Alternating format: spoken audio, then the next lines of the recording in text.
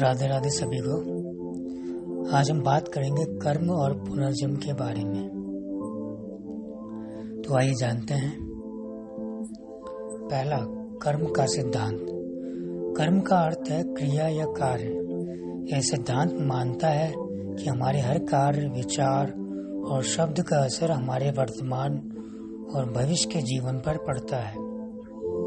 अच्छे कर्म सुख और शांति लाते हैं, जबकि बुरे कर्म कष्ट और पीड़ा का कारण बनते हैं।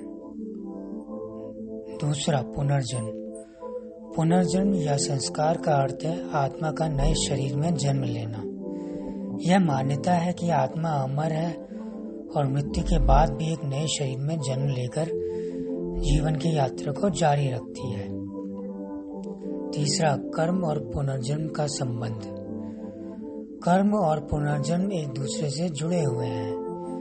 अच्छे कर्म से व्यक्ति अपने पुनर्जन्म में सुख और समृद्धि प्राप्त कर सकता है, जबकि बुरे कर्म उसे कठिनाइयों का सामना करवा सकते हैं। चौथा, सांसारिक चक्र।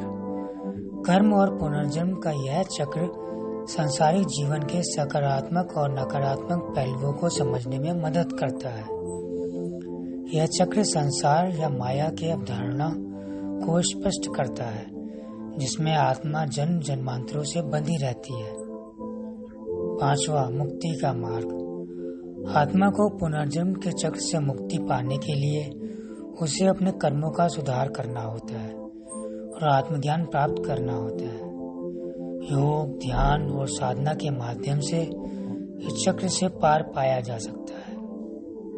छठा, कर्म फल का सिद्धांत। कर्म फल के अनुसार हर कर्म का परिणाम उसे खुद भुगतना पड़ता है।